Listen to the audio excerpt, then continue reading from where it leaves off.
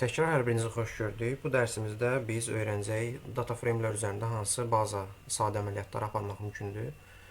Bunun üçün biz bir datasetdən istifadə edəcəyik. Yenidən bu dataset Tidyverse paketin içindədir. Ona görə onu aktivləşdirmək lazımdır. Bu paket haqqında ətraflı növbəti dərslərdə danışacağıq. Datasetimizin adı Diamonds'dır. Əvvəlki dərsdə məlum olduğu kimi environment-ı tanıtmaq üçün data funksiyasını istifadə edirik və datasetin adını funksiyanın içində yazırıq. Hansı əməliyyatları aparmaq olar? Bu mövzuda biz əslində matrixlər üzərində əməliyyatlar apararkən əvvəlki dərslərdə danışmışdıq. Bənzər və də fərqli bir neçə nüansı yenidən diqqətinizə çatdıracağam və də bir yeni funksiya var, onunla tanış olacağıq. İndeksləmə metodu var idi, düzbucaqlı mötərizədən istifadə edirdik. Datamızın adını gətirək, məsələn, Diamonds datası.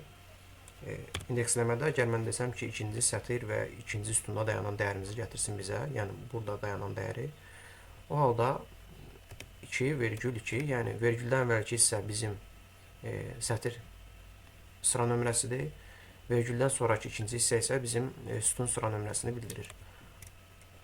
Həmçinin bu qayda ilə biz sütun sayını yox, sütunun adını da yaza bilərik. Yəni, məsələn, ikinci sütunumuzun adı bizim kat idi.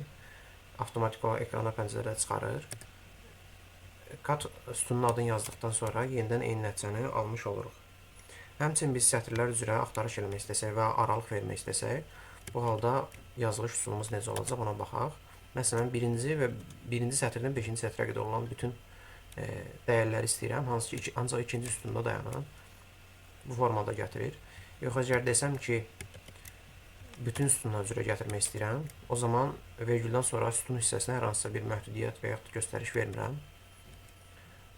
Biz həmçinin spesifik də ola bilər ki, məsələn, birinci və 5-ci sətirləri bizim üçün gətirsin. Bu halda C funksiyasından istifadə edirik, combine anlamına gəlir. 1 daxilində yazırıq və 5. Bu halda birinci və 5-ci dəyərləri bizim üçün qaytaracaq sətirlər üzrə. Və də burada məhdudiyyət verdiyim üçün yalnız ikinci sütundan gətirəcək bizim üçün dəyərləri. Bu dərsdə biz baxacaq dollar işarəsinin mahiyyəti nədir? Məsələn, Diamonds datasının adını yazırıq. Datasetin adını yazdıqdan sonra dərhal dollar işarəsi qoyanda RStudio'da bizim üçün ekranda həmin datasetdə olan sütunların hər birini gətirir. Və mən əgər buradan seçsəm kat sütununu, o halda run'dan sonra mənim üçün həmin datasetdə olan kat sütununun dəyərləri gələcək. Əlavə olaraq gördüyümüz kimi bu yazılış üsulu bir sütun üzrə alt-alta düzülməyib. Yoxlamaq üçün baxa bilərik ki, bu data struktur tipi olaraq nədir? Məsələn, bu data frame'dirmi yoxlayaq. True, false cavabını almış olmalıyıq nəticədə. Görürük ki, xeyr, data frame deyil. Həmçinin dollar işarəsini istifadə edərək, məsələn, kat sütununda deyirəm ki, ikinci dəyər mənim üçün gətirir. Bu halda kat sütunundan ikinci dəyəri yalnız qarşısında düzbucaqlı mötərizənin daxilində həmin gətirmək istədiyimiz dəyərin sıra nömrəsini yazmaqla konsolda görə bilərik. Yenidən eyni nəticəni bizim üçün qaytardı. Amma biz istəsək ki, məsələn, düzbucaqlı mötərizənin digər istifadəsi 2 ədəd mötərizəni içə yazaq və daxilində 2 ədədini yazaq. Bu halda da bizim üçün eyni qayda ilə bu yazılış formasına, yəni Diamonds dollar katla bu yazılış forması eyni mənaya gəlir.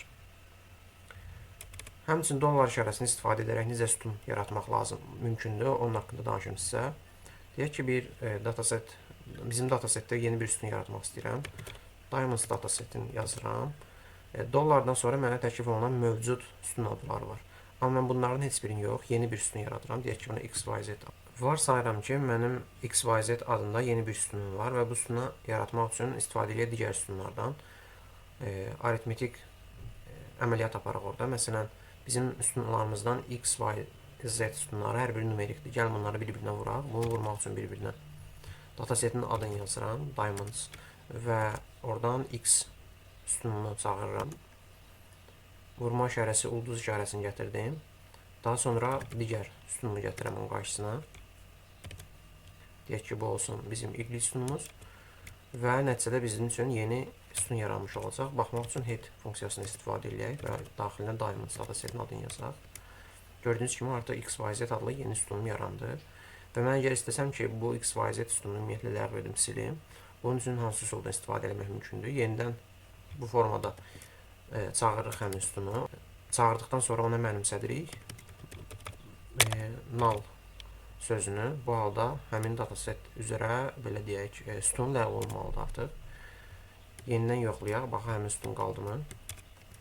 Görürük ki, artıq Z-dən sonra hər hansısa bir sütun gəlmir.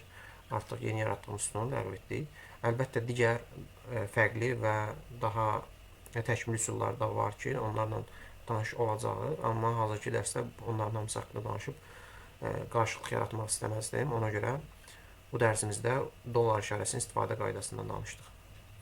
Növbəti dərsdə görüşənədək.